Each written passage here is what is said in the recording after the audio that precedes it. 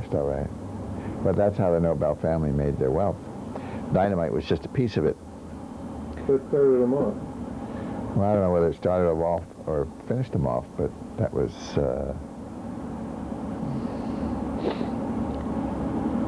They were oil barons, and they ran the oil in Baku, which was the richest oil center in the world up until World War I. Uh-huh. I think they discovered oil in Saudi Arabia and Iran and Iraq back around 1908, and they started developing it. And there was a struggle over who would control it, because a warship that ran on oil could travel farther than a warship that ran on coal. So it became a strategic military commodity during World War I. And how did the Italian with the prize? Well, they owned all that oil. And then when the revolution came, Mikoyan and three friends went down to the local bank. They got a couple of revolvers. They went down to the local bank, and instead of robbing it, they took it over. They heard there was a revolution in St. Petersburg, and they said, well, we're going to do our bit. So they took over the bank. And it was all downhill from then on for Mr. Nobel, whatever his first name is.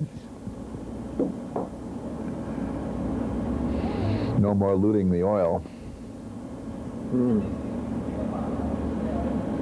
Meanwhile, what you said of interest was your plan to put together a book of transcripts? Yeah, transcripts of prison interviews. Prisoners, political prisoners, and people from the civil rights movement. I mean, the 4 or 5 interviews we have is Assata Shakur, Mumia Abu Jamal. We're going to try to get another interview with Mumia, because the courts may be open as of today. I mean, the prison may be open. They had been closed for a while. And then Mutulu Shakur, Tupac's father, and it's okay.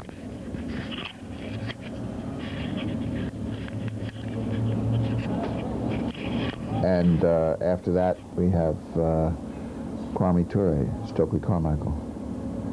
Each one is about an hour and a half, 2 hours long. They're already transcribed on computer disks. How many pages does it turn out? Oh, I don't know. Okay. I don't remember. But it's going to be good reading. Now, tell me more about Assata's tape, which I didn't study. Well, it's a 2-hour tape. We put it on as a special last spring. Assata Shakur speaking to youth in Cuba. We caught her at a very nice time. She was speaking to young people who didn't really know about her case. So she gave the kind of talk that you would give to people who don't know anything about her case. Oh, great. So, you know, she's talking to youth, and it just turned out to be just right. Now, off camera, you were saying you got a report from Brian Becker that things in Iraq have gotten even worse? Yeah, he was telling the staff meeting at the International Action Center this morning that in this trip to Iraq, conditions were markedly worse than the previous trip last May. Last May, they took, a couple of $1 million worth of medicine. I think it was like 150 or 200 boxes, large boxes of medicine. This year, this fall, they only had about 20 people in the delegation, and some went on their own. So it was not nowhere near as much medicines. It was about $250,000 in retail value. I couldn't tell you how many boxes, but probably about 20. They said when they got there that they went through a sector called El Habibi, which I think is Arabic for the lover or the loved one. I'm not sure. I don't know Arabic very well. They reported that the neighborhood was just awash in garbage, that people had garbage coming up, his kids were playing in garbage coming up to their ankles, that the place was completely dispirited, that the, oops, here we go, we got to change this.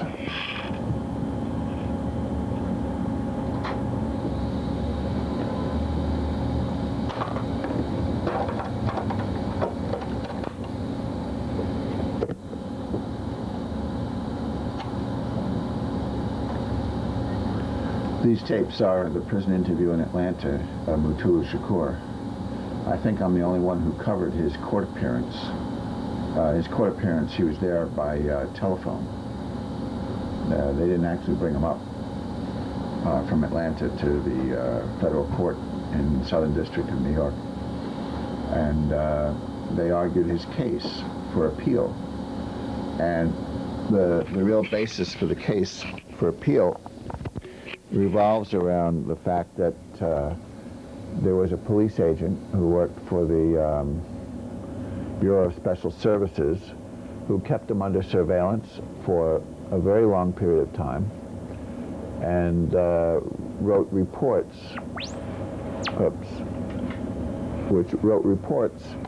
which indicated that he did nothing illegal. Over 200 surveillance reports. And those surveillance reports were hidden from the defense. From the defense. And that's one of the bases for the appeal. The second basis of the appeal is that there's a sole witness that implicates him in all these misdeeds that they allege he was part of. They got him on a RICO law, and they claimed he was part of a conspiracy. They didn't claim that he actually did any of these things, but only that he was in a conspiracy to do these things, bank robberies and stuff like that. The witness against him was a guy named Tyrone Ryson, someone who had actually done a lot of illegal things, according to the surveillance reports, and also someone who had shot and killed a bank guard in the Bronx in a bank robbery. And of course, Tyrone Ryson, rather than going to jail for murder, went into the witness protection program.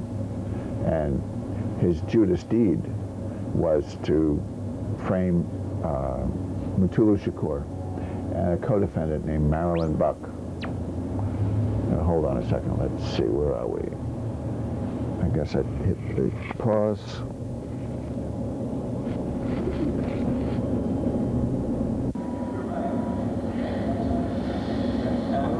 Okay. Now, what's interesting about the case is that the federal, according to the lawyers who presented it in court last June, this case was a result of the Joint Terrorist Task Force, which is the sequel to the COINTELPRO. And none other than Rudolph Giuliani congratulated all of the people involved as federal attorney at the time for their cooperation. Well, the congratulations over their cooperation gives the lie to the government's claim that they didn't know about these surveillance reports, that the surveillance reports had to be known by the government because they were claiming, well, these are local city cops, we didn't know they were surveilling them. Meanwhile, the cop is willing to come in and testify. He's retired 20 years now, or 15 years now. He's willing to come in and testify as to what the report said, because he wrote them, 200 of them.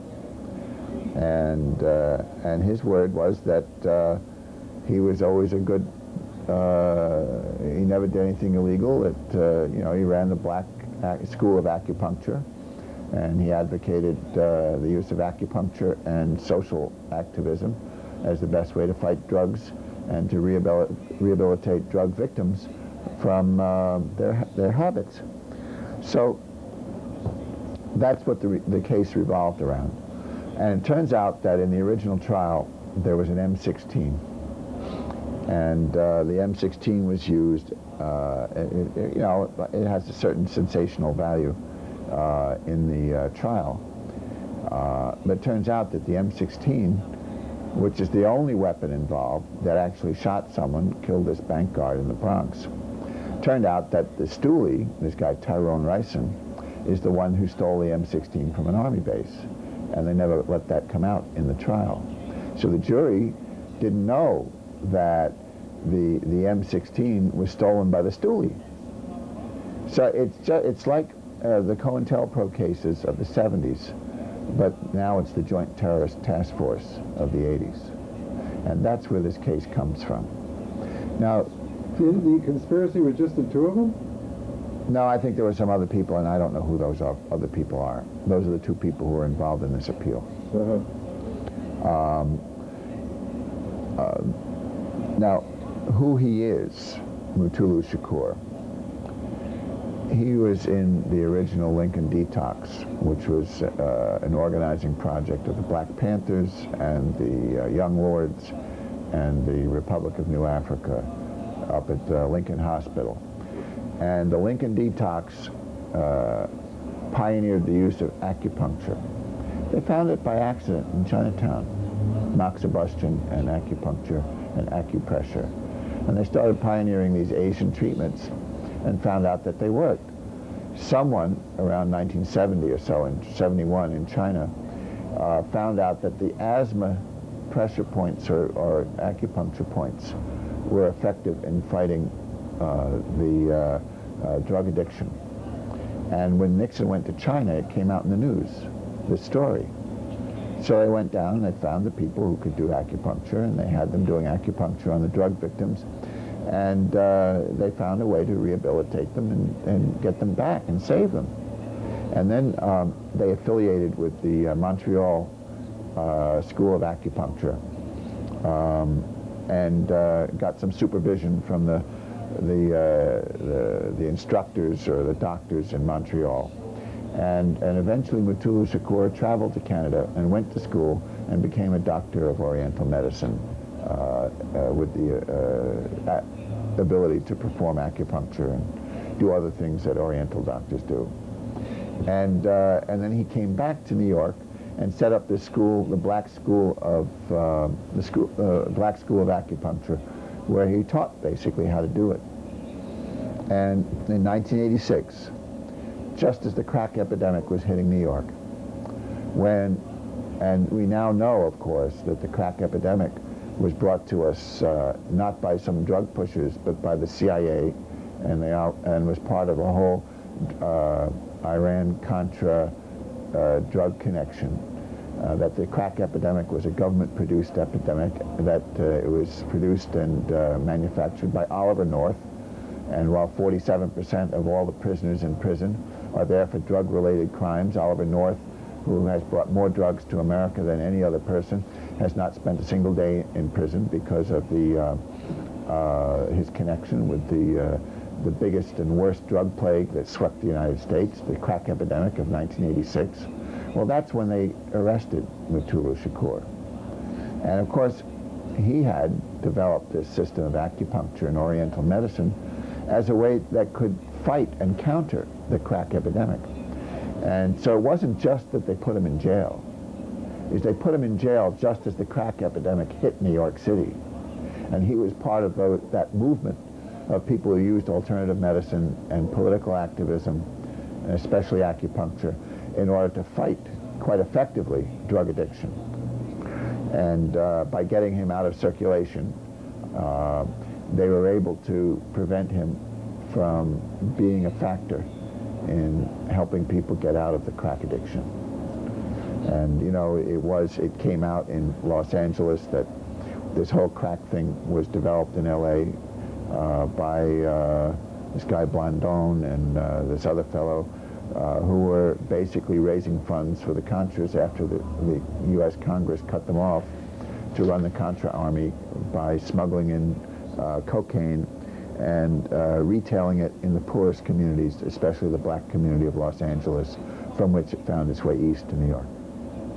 So that's the story of Mutulu Shakur. He was, of course,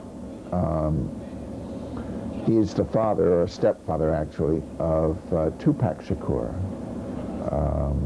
Afeni Shakur also lived with him. Yet there was no attempt to run after the shooters. It's almost as if the police agents were in on the deal.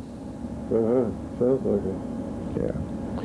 And, you know, now Mayor Giuliani, then federal prosecutor Giuliani, gave them all kinds of kudos and praise for, quote, their interagency cooperation between the New York City cops, who were the Bureau of Special Services, the Red Squad, and the federal cops, the FBI, and all that coterie of folks that do that kind of stuff. We have another.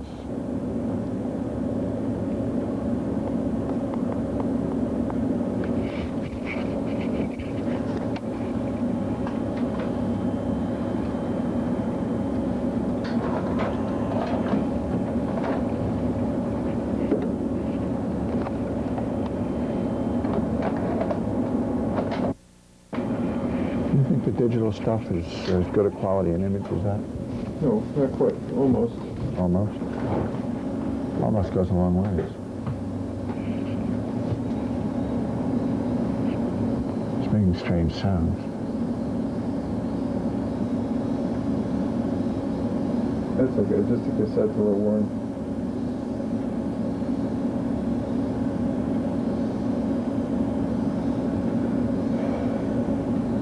Yeah, it was a little hard to part with that camera, but it was too clunky for a lot of my purposes. I'm glad you managed to get some use out of it. Sure was clunky. I had $400 with me to go to Atlanta round trip, and they made me check all the camera equipment and tripods. Not the camera itself. I wouldn't allow them to take it from me, but the tripod and the other stuff. Yeah. And they charged me extra luggage for it. How much? It's like $75 or $100, plus taxis getting out there, because I can schlep that stuff through the subway. I ended up blowing the whole round trip funds on the one direction. Oh. So I found some students going to Jericho, and they gave me a lift to Washington. So I got home for nothing. Well, $6 in gas money. Okay, so I hit this play, and I hit this at the same time. I'm just trying to...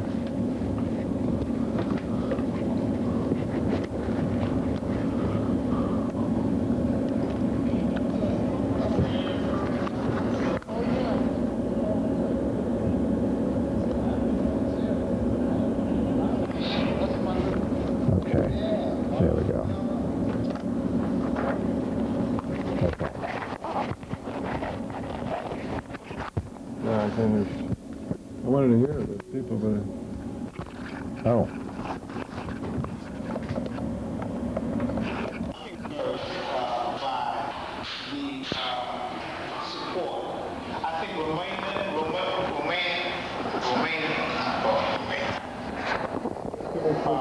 Ramona, Africa, did a beautiful job when she came out. And she rumbled hard to put things in, for mood and for Mamiya up front. And I think that was very good for the prison. Meanwhile, so your heart is burdened with these horrible tales of the evil that our government is. Well, here, look at it from another point of view. Future historians are going to look back at our age and say, why were so many people in prison for such a long time, especially from the black and Latin community, and who did anything about it? You know, in Germany, they talk about the Holocaust and the concentration camps, and they say, well, who knew and who did anything, and who spoke up against it?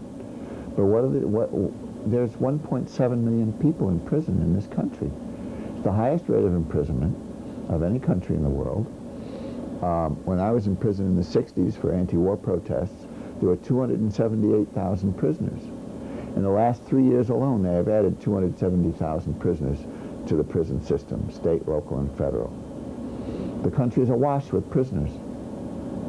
1 out of 3 young men in the black and Latin community are either in jail, or on bail, or awaiting trial, or on parole, or probation, or in the criminal justice system in one way or another. What's going on with that? It's sort of like creeping slavery. It's even worse than slavery. Well, it's like, that's true.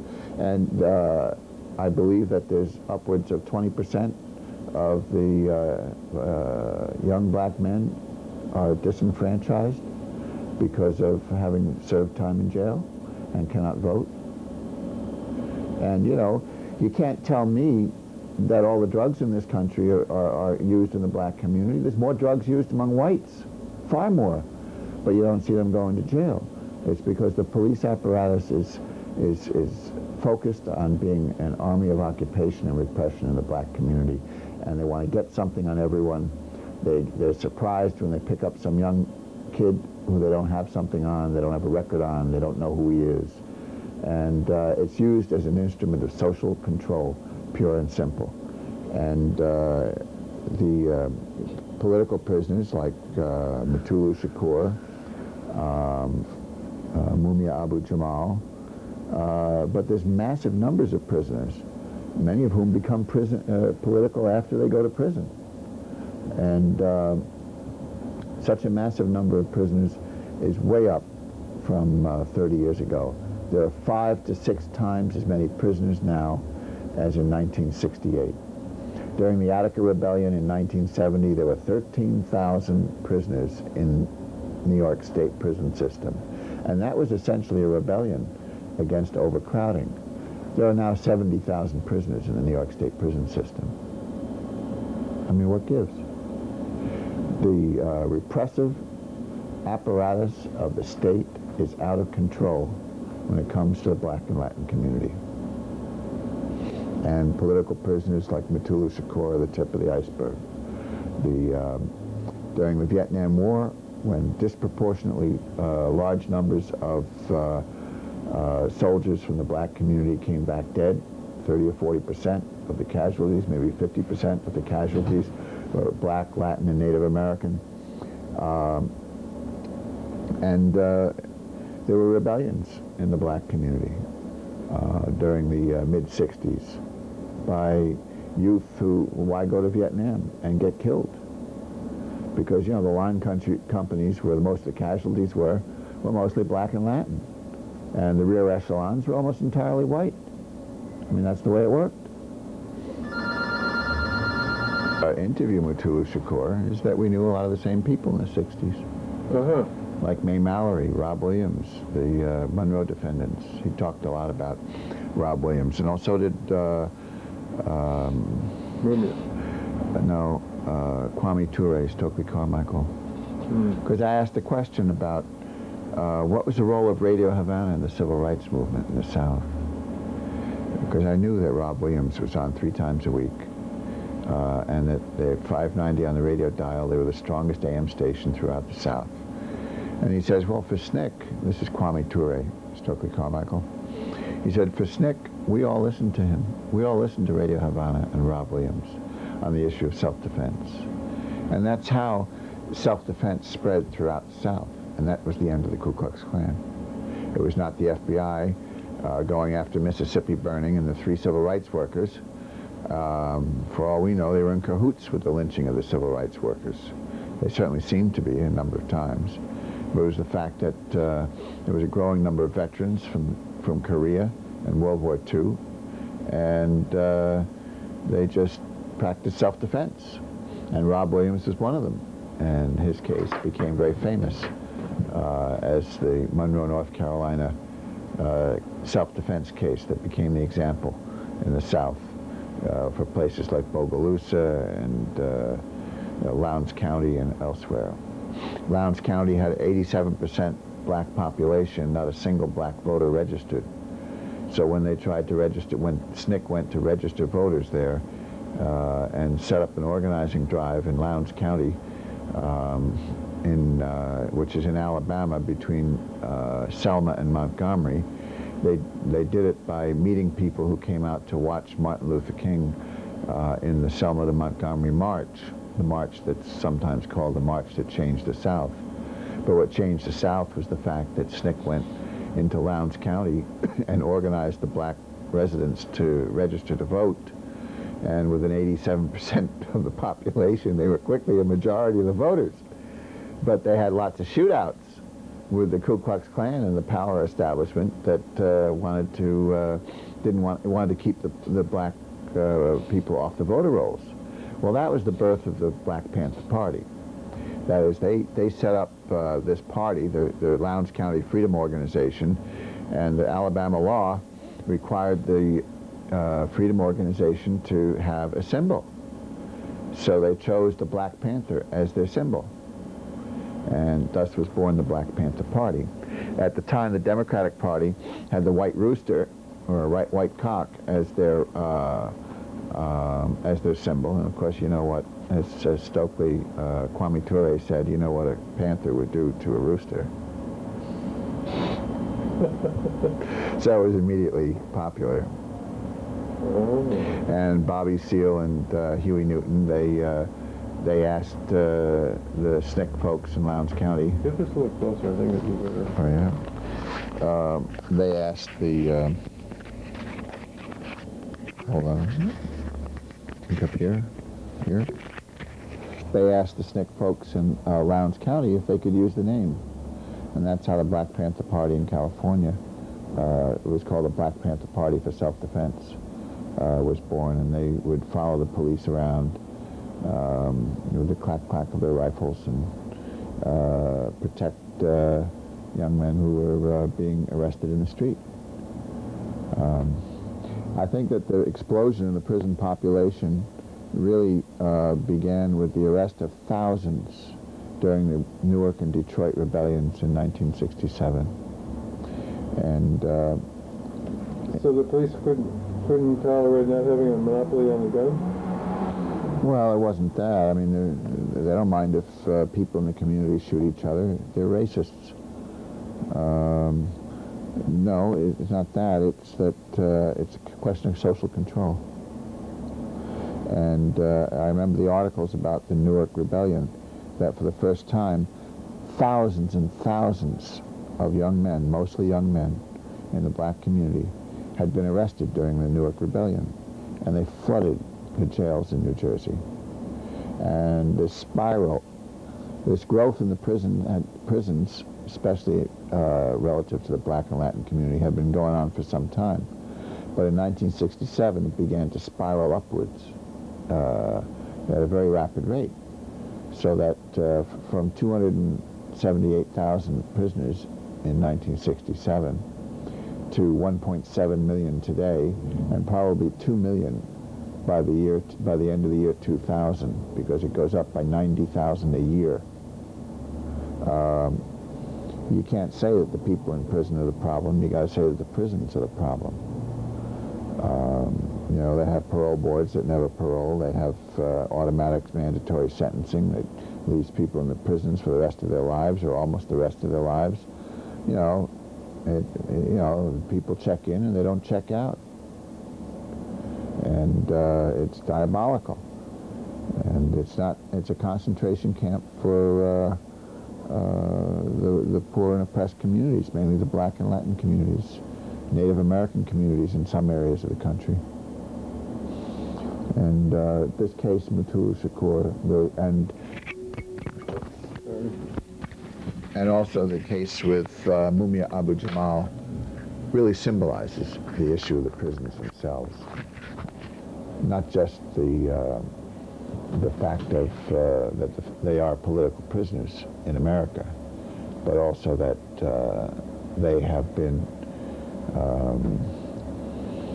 they symbolize the fact that the prisons themselves are the problem.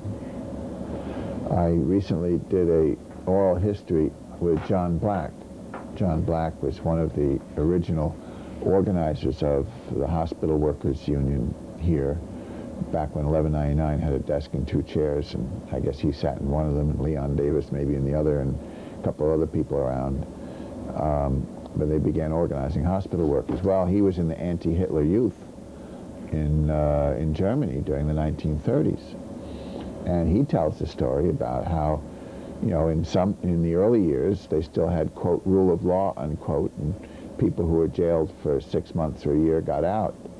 But people who were jailed more than a year, well, they never got out, because after a while they threw away the laws and they just got lost in the concentration camps. So socialists and communists, and especially among the youth, would be put into the system and they'd never get out. Well, what's the difference with the system here? They may not have gas chambers, but they certainly are putting people in prison for the rest of their lives. Plus this, the kind of treatment they get in prison, they're pretty free with solitary, huh? Well, that's one of the issues that Mutulu Shakur talks about. That what they call the maximum security units, that they have too many of them, where they lock you down 23 hours, 23 and a half hours a day, 24 hours a day, on weekends, where you're just one person in a cell. Well, then there's the people who are locked up in a cell with 3 other people and there's only 2 beds.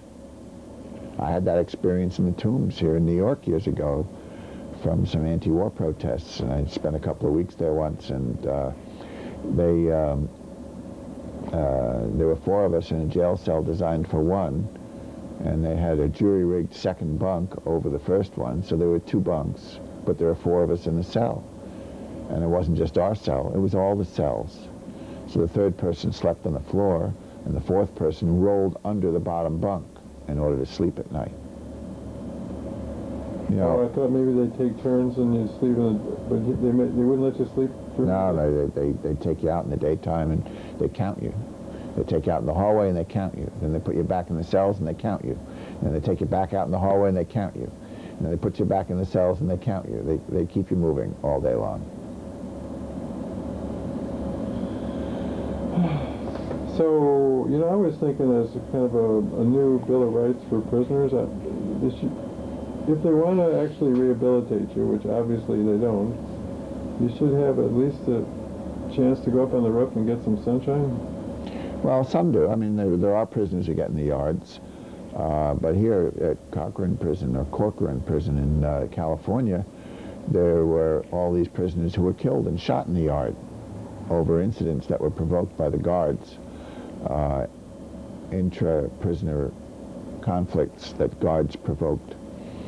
And recently the authorities and the higher authorities had to admit that these 20 or 30 people who were killed, who were shot to death by guards, and I've seen the film footage of this, of the people being shot, those deaths were completely unjustifiable. There are a lot of people who die in prison for whom there's just no justification other than the blind racism, arrogance, and brutality of the administration.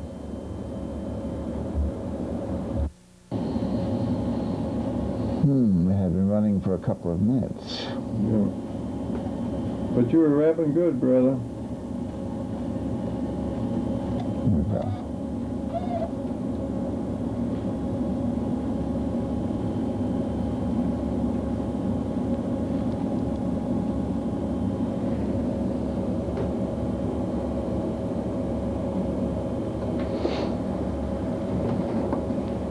Let's see, this is 3.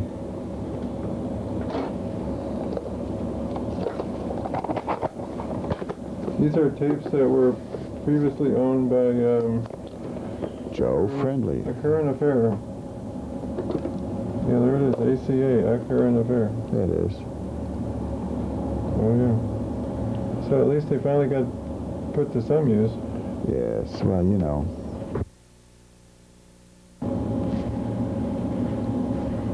Are you in correspondence with Mutulu? Or you leave that to other Workers' World people? Yeah, that's a good question. I haven't spoken to him since we did the interview, and I ought to. I'm in correspondence. I see his family from time to time. His uncle is the organizer of the Friends and Family of Mutulu Shakur.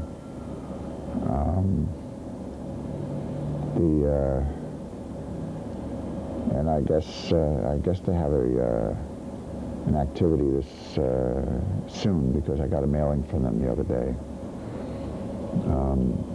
And I see his attorneys. How far along is the proceeding? They argued it last June. They haven't gotten any answer. They made an appeal for a new trial, or For a new trial, yes, because of the reasons you stated. yeah, they had exculpatory evidence that they hid from the defense. So they made their papers, they made their argument, and the court just hasn't responded? Hasn't yet. Now, the judge that they put it before, I don't recall his name offhand. I have it in my book, but he's the same judge that heard the case 10 years or 13 years ago.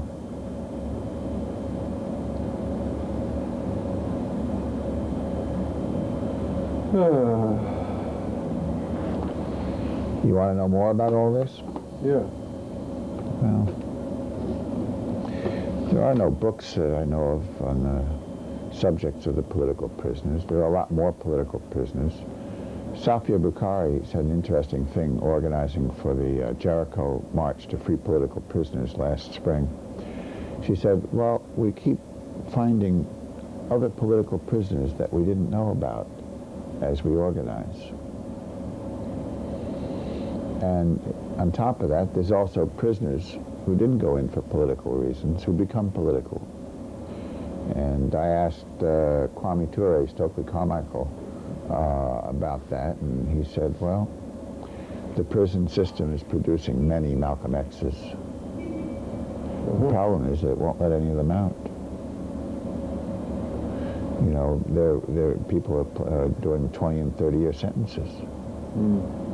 I don't think there's another country in the world that puts people in prison for 20 and 30 years like that. Much less has so many people on death row.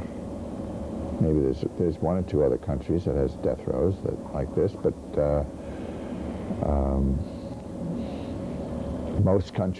many countries will not extradite to the United States because they don't believe in the death penalty. Like this guy that they caught in Germany, who was they're accusing of being involved with blowing up the U.S. embassies in East Africa.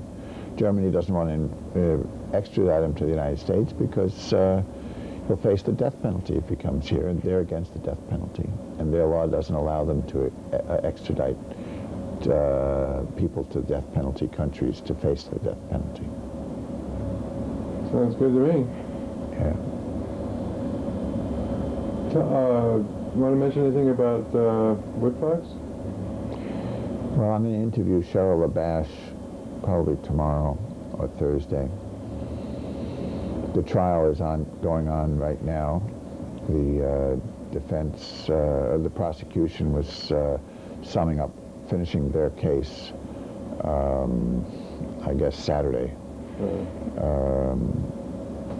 It's a small town. The population of the town is mostly prison employees. The lawyer's a local lawyer. We don't know much about the lawyer. Dick Becker and Cheryl LaBash. Dick's from California and Cheryl's from Detroit. Went down there last week. And I think Dick is going back this week with Malik Rahim from San Francisco. And he was originally a Panther from New Orleans. And they all come from New Orleans originally. And they were in Angola prison, which certainly has the reputation of being one of the most brutal and difficult and tough prisons in the country, in Louisiana. And it's one from which, where they hire inmate guards to guard other inmates, frequently brutally. And it's the kind of prison where, you know, you check in, but you never check out. Now, according to traditional legal rules of evidence, that don't make it. That's hearsay. Well, most courts, you know, they just railroad you out, and you have really no hope of civil and constitutional rights. And that's the way the legal system is. You know, it's an assembly line. Go stand in court at 100 Center Street someday, and you'll see. I mean, it's a travesty. That's not justice. In the program last week, Howard Zinn made the point that when he sent his class there, they measured the average time that a legal aid attorney or court-appointed attorney talks to the accused before trial is 7 minutes. Well, that was apparently somewhat Mumia's problem. His attorney interviewed no witnesses. His investigator quit before the trial because of lack of funds. The ballistics expert didn't testify because of lack of funds. The doctor who should have testified about the injuries and what they meant didn't testify because of lack of funds. That's the way death penalty cases are. You know, who has money for that? Well, now Mr. DuPont, who shot this Olympic wrestler not once, but twice in front of his wife and children, shot him dead. Now, he doesn't face the death penalty, and his pocket funds run. He has $500 million just in pocket change, not counting the family trust funds and everything else. So when you're rich, it means a lot. When you're poor, you know, you have no rights. That's the way the system works. It's just an assembly line. And like Mumia said, we're just hamburger patties on that assembly line into prison.